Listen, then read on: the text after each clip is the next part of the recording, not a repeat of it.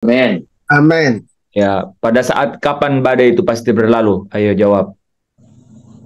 Saat pemulihan segala sesuatu. 1000. Wah, itu mantap. Itu pada waktu pemulihan segala sesuatu, ya. Pada waktu pemulihan. Jadi ada waktunya. Tunggu saja waktunya. Nah, kalau mau tahu kapan waktunya, Yesus bilang, "Aku datang segera." Gitu, ya. Kisah 3 ayat 21. Dan Kristus itu harus tetap di surga sampai waktu pemulihan itu terjadi. Nah, Yesus bilang, "Aku datang segera."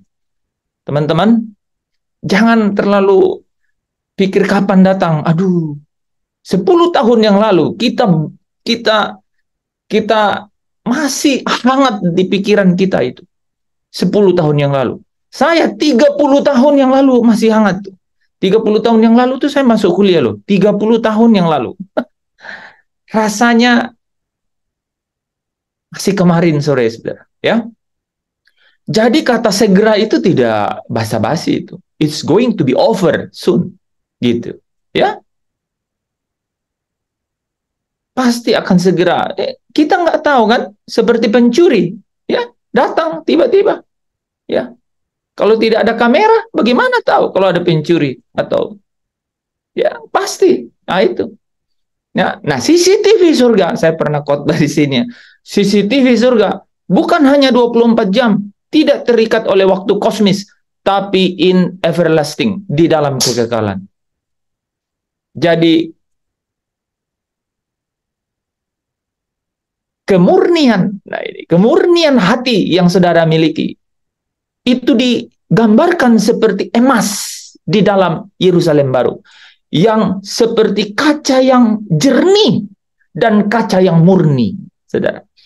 Emas tulen dan emas murni, katanya, saudara. Ya, itu digambarkan dengan artinya tidak ada yang terselubung, tidak ada yang tersembunyi, semua tersingkap seperti kristal, seperti permata yaspis yang berkilau-kilauan, gitu, saudara. Nah, malam hari ini sesi bebas ya, saudara ya. Saya coba menjembatani apa yang materi saya dan kemudian yang Pak Anton sampaikan. Tapi ada cerita yang menarik yang saya ingin sampaikan kepada saudara, ya. Dari mana asal cerita? Kenapa kita bilang orang Kristen tiba-tiba masuk Yerusalem baru? Orang Kristen itu maksudnya apa?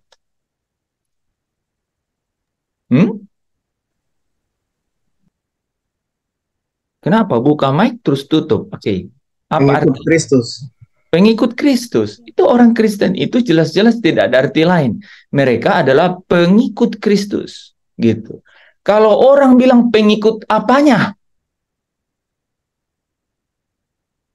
Mengikuti jejaknya. Mengikuti jejaknya, gitu. Yanti mau jawab apa? Mengikuti jejaknya, gitu. Jadi kita orang Kristen itu pengikut Kristus, apanya yang diikutin? Jejaknya yang diikutin. Nah, ini ada hal yang menarik di sini. Kenapa Kristus tiba-tiba hadir, ya, di tengah-tengah cerita besar mengenai Allah yang tak kelihatan yang bersemayam di tahtanya itu, yang adalah Allah Abraham, Yakub dan Ishak, gitu. Tiba-tiba menjadi menjadi tiba-tiba yang ketiban rezeki itu orang Kristen, gitu, yaitu pengikut Kristus. Dari mana cerita itu? Itu harus ada sambungannya itu, gitu. Itu yang dibilang oleh Kolose 1 ayat 26 ya 27, itu tersembunyi. Tersembunyi bagi dari turunan ke turunan, dari abad ke abad, itu tersembunyi loh, saudara. Tersembunyi. Tersembunyi bagi bangsa-bangsa. Coba baca dulu ayat itu karena itu penting sekali, ya. Kenapa tiba-tiba saudara sok tahu gitu? Kenapa tiba-tiba kita itu sok tahu, sok yakin gitu loh, kepedean? Kenapa gitu? Kamu emang orang Yahudi? Kamu keturunan Yakub? Dari mana? Kan gitu. Ya. Sepersis perempuan Samaria bilang, adakah engkau lebih besar dari bapak kami Yakub? Gitu. Ini itu persis dunia sekarang menjulurkan tangannya ke kita begitu, telunjuknya bilang, kamu siapa?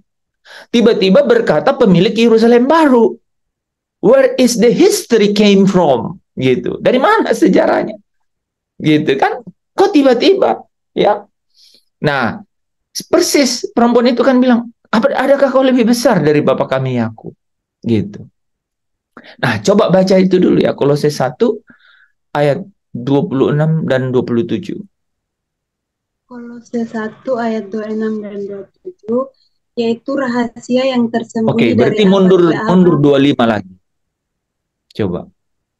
25, aku telah menjadi pelayan jemaat Oke, itu. jadi Paulus nih cerita kan, Paulus cerita.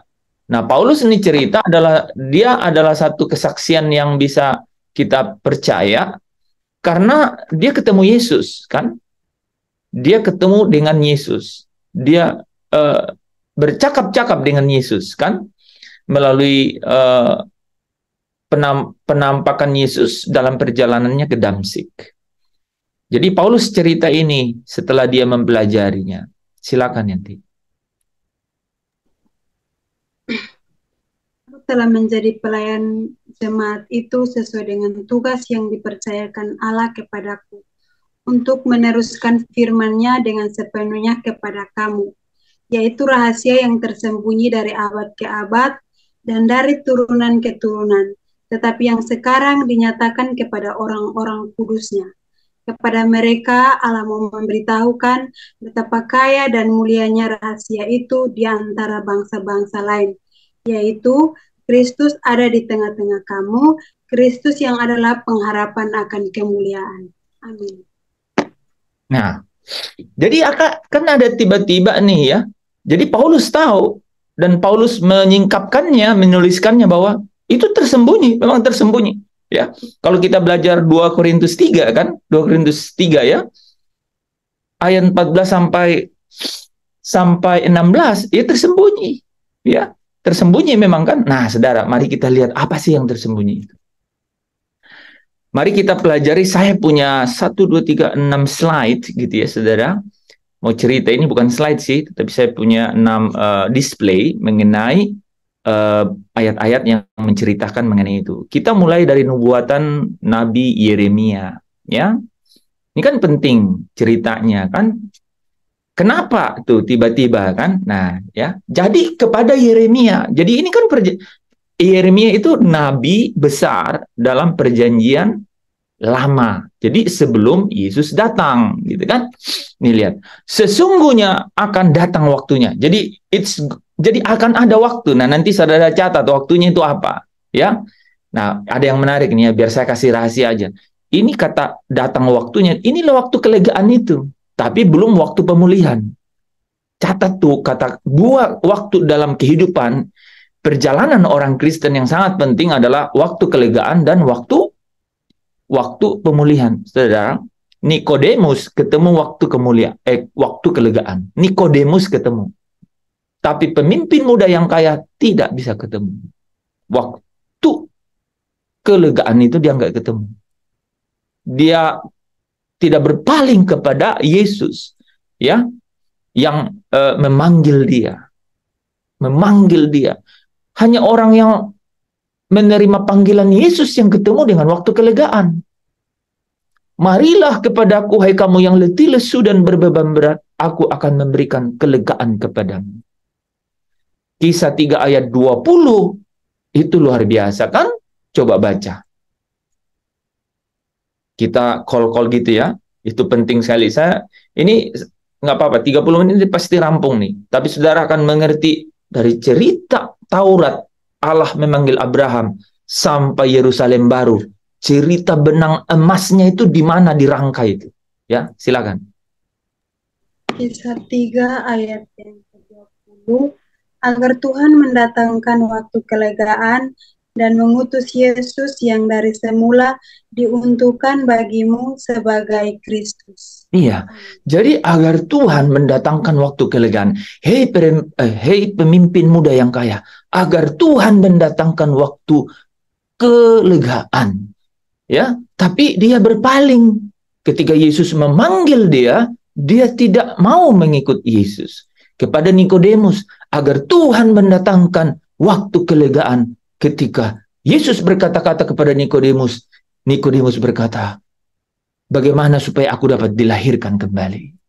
Ya, kepada perempuan Samaria, gitu. Ya, sekalipun sempat berargumen, ya, agar Tuhan mendatangkan waktu kelegaan kepadanya, walaupun dia berargumen, adakah engkau lebih besar dari bapa kami Yakub?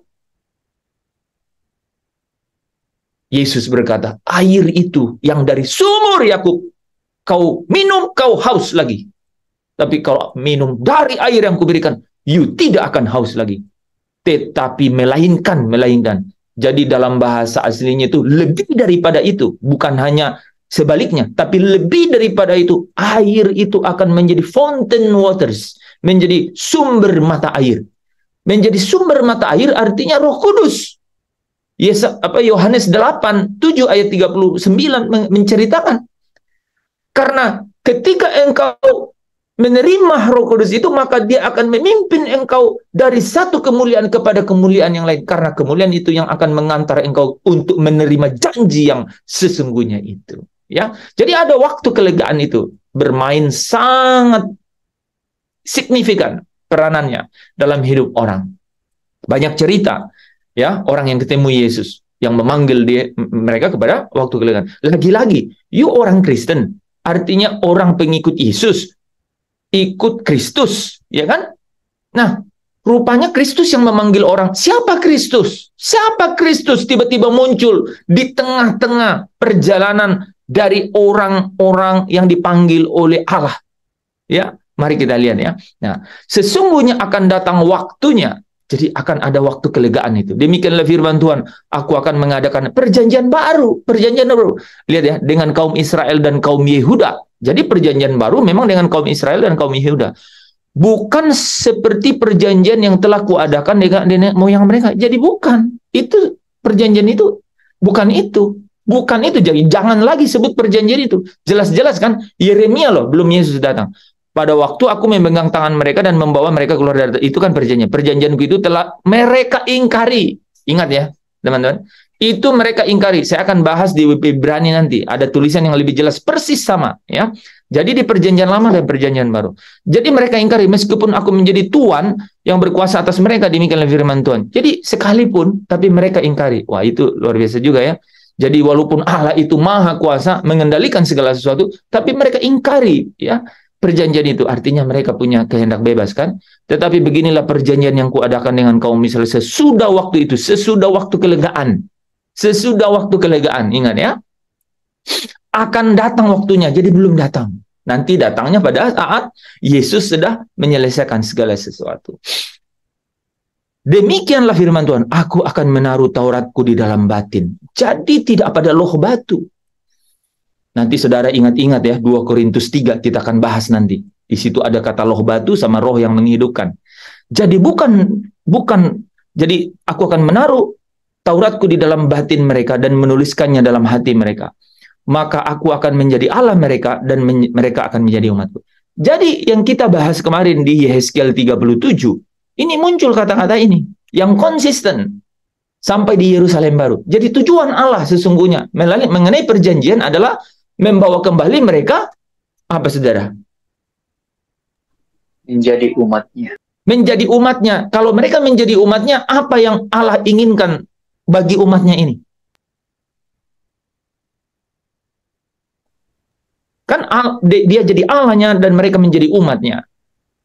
Dan ya, saya tambahin lagi, mereka akan tinggal bersama-sama dengan mereka. Apa yang Allah inginkan dari mereka? Apa yang Allah inginkan untuk mereka, bukan bagi mereka. Untuk mereka apa? Supaya hidup dalam perjanjian. Mereka dapat hak akan pohon-pohon kehidupan itu. Ingat itu. Ini yang dari dulu nggak pernah dibahas. Coba bayangkan itu.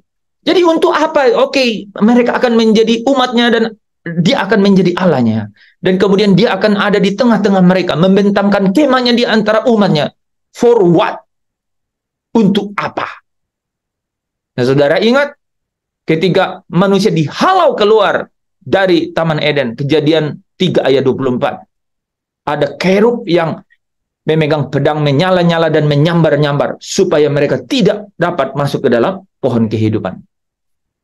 Karena dari pohon kehidupan itulah mereka akan siang malam, ya, walaupun tidak ada malam lagi di sana, tetapi dikatakan siang malam artinya terus menerus. Ya, jadi kata siang dan malam dalam kitab Wahyu itu masih disebut, artinya tidak pernah berhenti, ya, tidak pernah berhenti. Itu hanya untuk menggambarkan dari mana perspektif kosmis di mana kita ada, untuk mengatakan bahwa terus menerus. Tetapi di dalam kekekalan malam itu tidak ada lagi, kan dikatakan. Jadi apa sebenarnya? Mereka akan makan dari apa? Pohon kehidupan dari Taman Firdaus Allah. Nah, pohon kehidupan itu rupanya tidak serta-merta ada, tetapi dia ada di pinggir-pinggir dari sungai, ya, sungai yang mengalirkan air dari mana? Dari tahta Allah, yaitu sumber air kehidupan. Ini saudara kalau tangkap, ini yang Yesus datang kepada perempuan Samaria itu. Air yang kuberikan, wah, itu berbicara di Yerusalem baru juga. Jadi saudara, aku akan menjadi Allah mereka dan mereka akan menjadi umatku. Kata ini nanti diperkaya, bukan hanya dia ada di tengah-tengah, bukan hanya dia menjadi Allah mereka dan mereka menjadi umatnya, bukan hanya itu, ya, bukan hanya itu. Catat dulu ya. Tapi jadi apa? Dan saudara, dan tidak usah lagi orang mengajar sesamanya dan mengajar saudaranya mengatakan, kenallah Tuhan, sebab mereka semua besar kecil akan mengenal aku. Demikianlah firman Tuhan, sebab aku mengampuni kesalahan mereka, saudara, dan tidak lagi mengingat dosa mereka. Akan tiba waktunya di mana Allah tidak lagi mengingat dosa mereka. Akan tiba waktunya di mana Allah tidak memperhitungkan pelanggaran-pelanggaran mereka. Kapan itu waktu kelegaan? Kapan waktu kelegaan itu? Bagaimana datangnya? Nah, di dalam situ kan tersembunyi rahasia, kan? Kita perjelas dengan Ibrani 8 ayat 8 sampai 13. Sebab ia menegur mereka ketika ia berkata, sesungguhnya akan datang waktunya. Diulang, saudara. Saya naikin supaya saudara lihat. Persis. Akan datang waktunya. Sesungguhnya akan datang waktunya. Demikianlah firman Tuhan. Aku akan mengadakan perjanjian dengan Israel dan Yehuda. Ya. Bukan seperti perjanjian yang kuadakan dengan nenek moyang mereka dan pada waktu memegang tangan mereka untuk membawa mereka keluar dari tanah Mesir, sebab mereka tidak setia. Jadi dikatakan mereka mengingkari. Di sini dikatakan mereka tidak setia kepada perjanjian. Bahkan ditambah di sini, saudara, aku menolak mereka. Selesai kan? Perjanjian pertama over, selesai, nggak ada lagi. Ya, karena apa? Mereka mengingkari dan mereka tidak setia. Dan yang paling penting, Allah menolak mereka. Kita lanjut ya, deg-degan ya saudara ya. Maka inilah perjanjian yang kuadakan dengan Israel sesudah waktu itu. Sama ya, sesudah waktu itu. Ya. Demikianlah firman Tuhan, aku akan menaruh hukumku, ada bedanya dikit di sini, di dalam akal budi. Sekarang Paulus berkata pakai akal budi, di situ pakai batin. Ya, batin ya. Batin itu belum jelas kan? Perasaan atau pikiran gitu. Di sini dijelaskan. Hukumku dalam akal budi. Maka Paulus bilang begini, di dalam hatiku aku suka hukum Allah, tetapi di dalam akal budiku ada hukum yang lain. Saudara jadi ngerti di sini, ya kan? Nyambung kan? Gitu, ya. Menaruh hukumku dalam akal budi mereka, terpisah ini, dan menuliskannya dalam hati. Jadi saudara, saudara bisa berbuat dosa, tetapi saudara di dalam hati saudara tetap nyes mengenai Tuhan, yaitu Kristus Tuhanmu. Tetap rindu mengenai Tuhanmu. Tetap dia terus berbicara. Nah, itulah Taurat, itulah perjanjian, ya, yang itulah hukum yang ditulis di dalam hati. Hati bicara. Ini akal budi boleh tuh bertempur, yang namanya hukum lain yang ada di dalam anggota tubuh, dia akan berperang, dia akan berjuang melawan hukum yang ada dalam akal budi. Oh, itu timbang-timbangan aja. You lihat tuh, kan dia kan bangun kesiangan tuh, selalu malas bangun, tapi dapat undian loh. Undiannya motor apa itu sekarang yang banyak gitu, yang bagus gitu. Ya, lihat kan. Nah, sekarang dia dapat undian kulkas lagi kan. Dia yang dapat undian kulkas, kita yang kedinginan gitu. Padahal harusnya kulkasnya yang dingin. Saudara, hukum yang ada dalam daging berperang sama hukum yang ada dalam akal budi saudara. Di dalam sum ini saudara dapat bahwa mengenal akan kebenaran itu akan memimpin kepada kemerdekaan. Tapi dilawan oleh hukum yang ada di dalam anggota tubuh. Mata tuh, mata. Makanya memang hati-hati gunakan matamu. Nah, ganti ya. Ya, gunakan mata, itu indera yang paling berbahaya kan. Kalau matamu terang, teranglah seluruh tubuhmu. Kalau matamu gelap, maka gelaplah seluruh tubuhmu. Ada kalimat terakhir yang paling bahaya. Kalau terang yang ada padamu itu gelap, maka betapa gelapnya kegelapan itu. Dia mau bilang kalau bolam tuh lampu itu udah mati, tidak ada lagi harapan gitu. Jadi jagalah lampu itu. Ya. Nah, saudara, dari sini saudara tangkap ya. Ini Paulus sebenarnya memakai ini ya, cerita-cerita ini. Jadi Allah dari sejak awal udah bicara begitu, bahwa aku akan menaruh hukumku dalam akal budi mereka dan menuliskannya dalam hati mereka. Makanya saudara menarik di sini ya. Mereka tidak akan mengajar lagi sesamanya atau saudaranya dengan mengatakan kenal Allah. Sebab apa? Mereka semua besar kecil akan mengenal aku. Makanya orang bisa tiba-tiba memiliki kemerdekaan yang luar biasa dalam batinnya. Tiba-tiba mengalami waktu kelegaan itu. Karena apa? Allah sendiri melalui rohnya itu akan menyingkapkan perkara-perkara ini, yaitu mengenai janji ini. Kita lanjut saudara ya. Sebab aku akan menaruh belas kasihan terhadap kesalahan mereka dan tidak lagi mengingat. Di sini dikatakan tidak lagi mengingat dosa mereka. Oleh karena ia berkata-kata tentang perjanjian. Nah ini ya, kesimpulannya di Ibrani 8:13. Oleh karena ia berkata-kata tentang perjanjian baru, apa katanya? Ia menyatakan yang pertama sebagai perjanjian yang telah menjadi tua. Dan apa yang telah menjadi tua dan usang telah dekat kepada kemusnahannya. Artinya apa? Kalau sampai tidak berpaling hatinya kepada Allah, artinya rahasia itu tidak tersingkap, maka firman Tuhan berkata dalam Matius 5 ayat 20, kalau hidup keagamanmu tidak lebih benar dari orang-orang yang melakukan hukum yang pertama, tidak mungkin masuk ke dalam kerajaan surga. Itu kenapa begitu. Jadi itu memang jelas. Jadi tidak ada cara untuk masuk ke dalam kerajaan surga kecuali melewati perjanjian yang baru. Karena perjanjian yang pertama, kenapa saudara? Kenapa nggak bisa? Saya tanya, kenapa? 3 kata. Sudah mengingkari. Oke, dia ingkari, tapi pernah kok punya pacar ingkar janji terus kok terima lagi? Pernah. Pernah? Karena Apa? sudah, Karena apa? karena sudah tua. Ya, sudah tua. Ada orang bilang sudah tua, nggak apa-apa. Dia punya banyak duit, ayo masuk. Daging tidak berdaya. Daging tidak berdaya. Enggak, ini ceritanya kenapa orang yang perjanjian yang pertama itu kok sudah menemukan kebinasaannya, kemusnahannya. Kenapa tidak masuk kerajaan surga kan? Kenapa? Kan dibilang, kalau hidup keagamaanmu, artinya cara hidup beragamamu, artinya kalau kau ikuti perjanjian yang pertama itu, kan? Ya, maka kamu kalau tidak lebih benar dari itu, kamu tidak dapat masuk ke dalam kerajaan surga. Kenapa orang ikut perjanjian yang pertama? Jadi saudara udah nangkap kan? Semua nih, dekalog. Ya, dekalog itu 10 perintah. Hukum Taurat itu lebih besar dari hanya dekalog. Ya, banyak ya rabi-rabi merumuskan 613 miftats kan?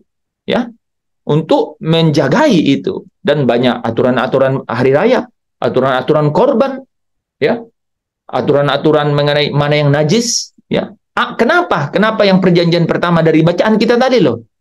Ada kata-kata yang saya benar-benar highlight tadi. Kenapa? Kenapa dibilang tidak mungkin masuk ke dalam kerajaan surga? Aku Menolak mereka. Betul Pak Tadus. Itu kan jelas, coba baca. Kan dibilang nih ya, itu kan nggak ada ampun kan? Dari mana lagi kalau udah begitu? Kan ini nih, aku menolak mereka. Emang pernah Allah menolak terus udah ada terus jadi lagi? Nggak pernah. Allah menolak mereka. Gitu. Oke? Ya, itu ya. Nggak bisa, nggak ada jalan. Sebenarnya ayat-ayat itu udah menunjukkan gitu. Jadi harus ada perjanjian yang baru karena memang Allah sudah mengatakan begitu. Udah selesai, kan? Gitu. Oke, teman-teman. Nah, itu akan mengantar ya sesungguhnya ke satu keadaan nanti gitu kan, yaitu di langit baru dan bumi di Yerusalem baru. Nah, teman-teman, jadi ada kan perjanjian yang baru itu. Kenapa? Oke lah perjanjian. Kenapa Kristen? Kristen yang adalah pengikut Kristus. Kenapa? Kenapa? Adakah kau lebih besar dari bapak kami Yakub? Kata perempuan Samaria itu. Yesus yang berani bilang kan, kalau kau minum dari sumur Yakub, kau haus lagi. Artinya kau tidak pernah ketemu yang namanya kelegaan. Kau terus dahaga dalam hidupmu. Seperti orang kaya itu. Teteskanlah Lazarus gitu. Abraham minta Lazarus tetes. Dia dahaga, ya kan? Dia dahaga. Dia butuh air kehidupan. Kalau kau minum dari perjanjian yang pertama dari sumur Yakub, kau haus lagi. Tapi kalau minum dari air yang kuberikan, nah, saudara, Kristus sendiri yang ngomong, ya kan? Dia sendiri yang berbicara. Makanya dikatakan apa, saudara? Karena Ia Kristus itu adalah pengantara dari suatu perjanjian yang baru. Catat itu, ya. Allah bicara perjanjian yang baru. Rupanya Kristus itu adalah pengantara perjanjian yang baru. Kenapa dia disebut pengantara perjanjian yang baru? Supaya mereka yang telah terpanggil dapat menerima bagian kekal yang dijanjikan. Jadi, saudara, perjanjian yang baru itu jelas ya. Ini konsisten dengan tadi ya. Menerima bagian kekal yang dari yang dijanjikan. Apa janji itu, saudara? Tadi. Allah menjadi Allahnya dan mereka menjadi umatnya. Jelas ya. Oke, sebab Ia. Nah, kenapa Dia menjadi pengantara perjanjian yang baru? Sebab Ia telah mati menebus pelanggaran-pelanggaran yang telah dilakukannya selama nih saudara nih, selama perjanjian yang pertama. Jelas. Oke? Nah, Bapak Ibu, kenapa demikian? Karena apa? Yesus sendiri yang berkatakan, cawan ini adalah perjanjian baru oleh darahku. Ia telah mati untuk menebus pelanggaran-pelanggaran dengan melalui darahnya yang ditumpahkan bagi banyak orang. Amin. Yesus berkata, aku datang bukan untuk dilayani, tetapi untuk melayani dan memberikan nyawaku menjadi tebusan bagi semua orang atau banyak orang? Bagi banyak orang. Bagi banyak orang. Ya, saudara. Jadi darahnya, kenapa dia menjadi pengantara? Jawabnya apa? Karena darahnya. Jadi Yesus benar-benar disalib. Betul disalib. Bukan digantiin sama Yudas atau diganti oleh orang lain. Ya, dia benar-benar disalib karena yang penting adalah darahnya itu. Darahnya adalah menjadi apa? Menjadi materai untuk perjanjian yang baru itu. Nah, demikianlah kenapa Paulus berkata begini, Ialah membuat kami, jadi Yesuslah yang membuat kami sanggup menjadi pelayan-pelayan perjanjian yang baru. Kamu kenapa jadi Kristen?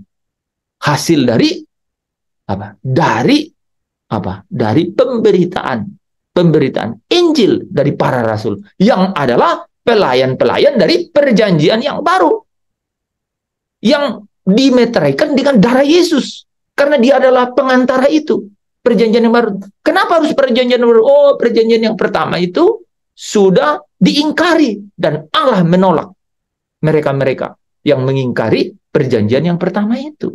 Saudara, jadi kalau saudara lihat di sini, hampir seperti kesimpulan. Yang tidak tertulis dari hukum, yang tidak terdiri dari hukum tertulis, loh batu. Tetapi dari roh. Tetapi dari roh. Bukan hukum yang tertulis yang mematikan, tetapi roh yang menghidupkan. Jadi Bapak Ibu, ada 3 kata penting. Kan? Perjanjian pertama sudah diingkari. Ya, mereka tidak setia dan Allah menolak mereka. Jangan lupa kata-kata itu. Itu saya ngurutinnya aja tidak mudah. Pasti Roh Kudus yang menolong. Ya, perjanjian yang pertama itu sudah diingkari. Karena apa? Mereka tidak setia. Ibrani pasal 8 kan? Dan Allah menolak mereka. Amin. Dan harus ya sehingga harus ada perjanjian yang baru. Sehingga harus menjadi ada perjanjian. Nah, perjanjian yang baru ini datang melalui Kristus. Dialah pengantara perjanjian yang baru itu. Melalui darahnya dimeteraikanlah perjanjian yang baru itu.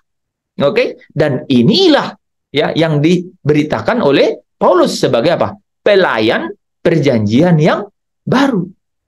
Nah, saudara, kita dari situ kita simpulkan. Katanya apa? Bukan perjanjian yang ditulis ya, bukan perjanjian yang ditulis dengan hukum pada loh batu yang mematikan, tapi apa? Tetapi melalui roh yang menghidupkan. Nah, berarti ada yang menarik. Apa perbedaan hukum yang pertama dengan apa perbedaan perjanjian yang pertama dengan perjanjian yang baru? Rupanya ada di kata itu. Ada yang mematikan ya karena tertulis pada loh batu. Ya, pada loh batu. Artinya apa? Terkait dengan keharusan untuk melakukan hukum. Makanya pemimpin yang kaya, yang mudah itu dia datang dengan urutan aku sudah melakukan ini. Apalagi yang kurang. Yesus memperkenalkan perjanjian yang baru kepada dia. Ya, memperkenalkan perjanjian yang baru kepada dia, yaitu roh yang menghidupkan. Nah, Bapak Ibu Saudara yang dikasihi Tuhan, saudara akan terkesimak dengan bagian terakhir ini, 12 menit terakhir ya. Kalau demikian, bagaimana urusannya saya sebagai pengikut Kristus, yaitu orang Kristen? Bagaimana ceritanya bisa sampai ke rumah Bapa? Ya, untuk menikmati janji itu.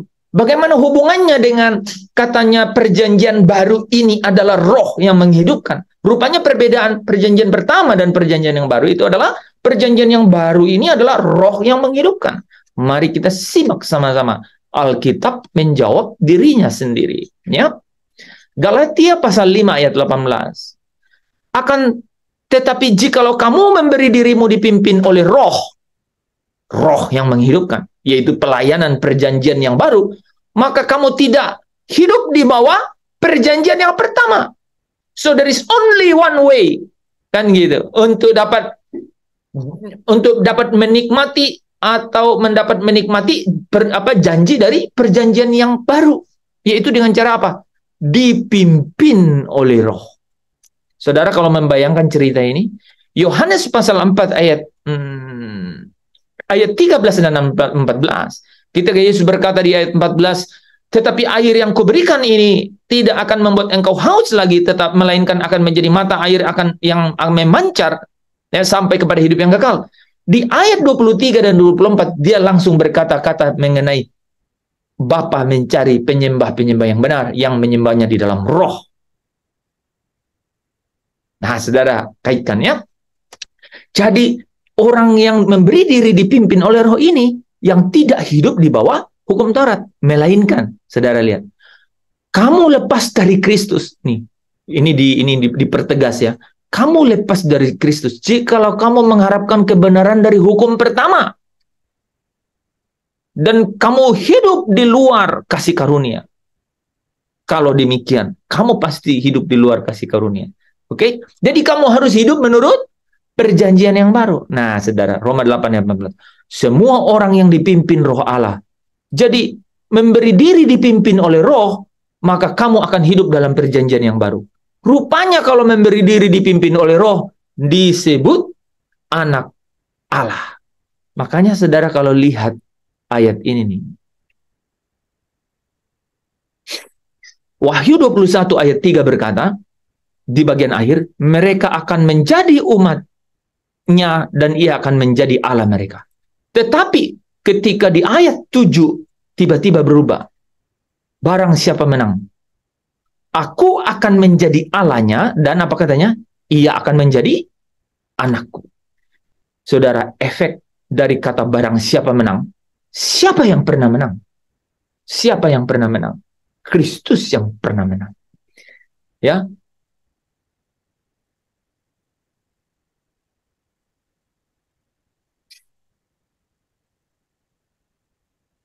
Saya lupa saudara ya, ayatnya bilang apa ya? Nah, barang siapa menang, ya, barang siapa menang,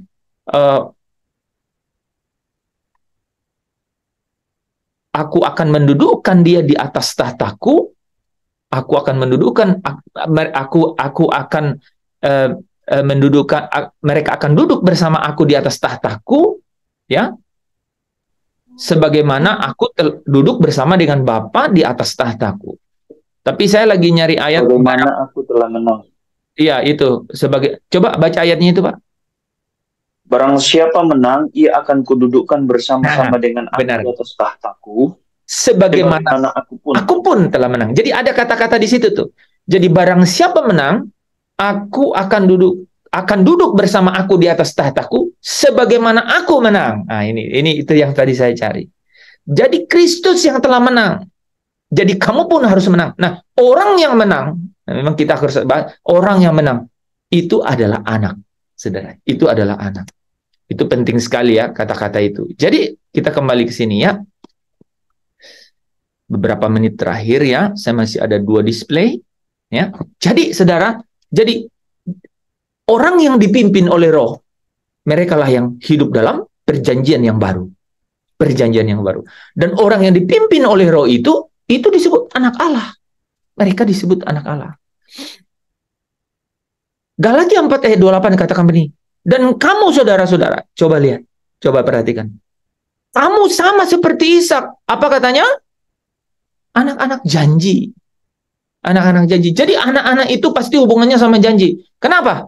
Karena kamu tidak diperanakkan, ya. Kamu tidak diperanakkan, ya. Jadi hanya karena janji. Artinya apa? Bukan anak-anak menurut daging yang adalah anak-anak Allah, bukan. Tapi anak-anak perjanjian. Dan di sini mau bicara mengenai perjanjian yang baru, ya. Mereka itulah yang disebut keturunan yang benar. Nah, maka di Roma 8 ayat 17 kan. Nih, sekarang kesimpulannya kan. Jadi kalau kamu hidup dipimpin oleh Roh, kan gitu ceritanya kan. Jadi kalau kamu dipimpin oleh Roh, kamulah anak-anak perjanjian yang baru itu. Kamu adalah yang ahli waris, yaitu orang-orang yang berhak menerima janji-janji Allah, menerima hak masuk ke dalam pohon-pohon, menerima hak atas pohon-pohon kehidupan gitu dari Taman Firdaus Allah gitu loh saudara, ya, yang menerimanya bersama dengan Kristus. Menerimanya bersama dengan Kristus. Kalau kita dibilang pengikut Kristus, maka kita, yang tadi Pak Tadus bilang, kita ikuti jejaknya Kristus. Bagaimana jejaknya Kristus itu? Yaitu kalau mau menderita bersama dengan dia, maka kita juga akan dipermuliakan bersama dengan dia. Makanya di dalam hidup saya dan saudara, sebagai orang Kristen hari ini, yang hidup dalam perjanjian yang baru, apa kata firman Tuhan? Kamu pasti ada di dalam penderitaan. Tapi penderitaan itu mengerjakan bagi kamu kemuliaan kekal, yaitu kemuliaan di mana engkau akan dimuliakan bersama-sama dengan Kristus satu hari nanti, yang melebihi segala-galanya. Jadi jauh lebih besar daripada penderitaan itu sendiri. Nah, saudara,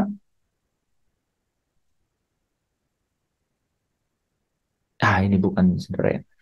Saya cari ayat ini tadi. Nah, ini nih ya. Nih. Maka kalau saudara simpulkan ya, Roma 5 ayat 1 sampai 2. Sebab itu kita yang dibenarkan karena iman, kita hidup dalam damai sejahtera dengan Allah oleh karena Yesus Kristus, yang adalah pengantara perjanjian yang baru. Oleh dialah kita beroleh jalan masuk oleh iman kepada kasih karunia itu. Makanya dikatakan tadi apa? Saudara ingat ayat ini ya. Kalau kamu lepas dari Kristus, kamu hidup di luar kasih karunia. Tapi kalau kamu di dalam Dia, maka kita beroleh jalan masuk oleh iman kepada kasih karunia.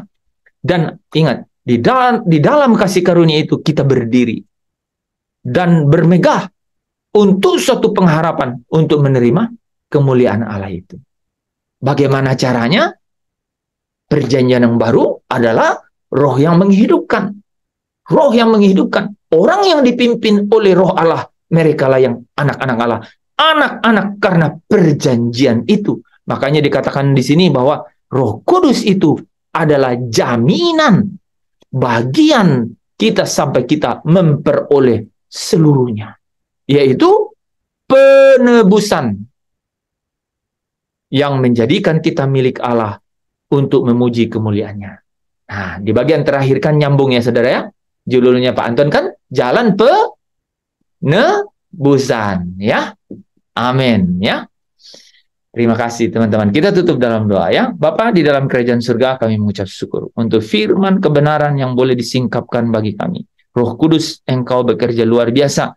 Biarlah Engkau menuntun hamba-hambamu di dalam Zoom Fellowship ini, yang mendengarkan ini juga di dalam siaran-siaran ulang. Hamba berdoa supaya mereka dituntun hatinya berpaling kepada Allah, sehingga selubung itu diangkat dari pikiran mereka Tuhan, dari yang membutakan mereka, yaitu dari ilah-ilah zaman ini, supaya mereka dapat supaya mata hati mereka menerima terang daripadamu, dapat melihat pengharapan apa yang ada di dalam panggilan-Mu itu kepada mereka, yaitu betapa kayanya kemuliaan bagian bagi orang-orang kudus. Terima kasih Bapa.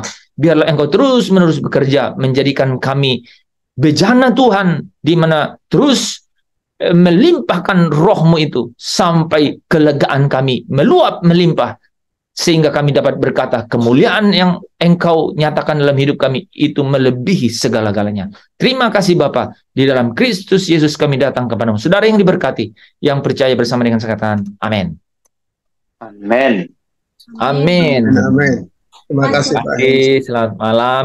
Saudara bisa dengar ulang, simpulkan itu. Itu jawaban yang luar biasa dari satu alasan kenapa saudara dan saya memilih Yesus menjadi jalan hidup. Memilih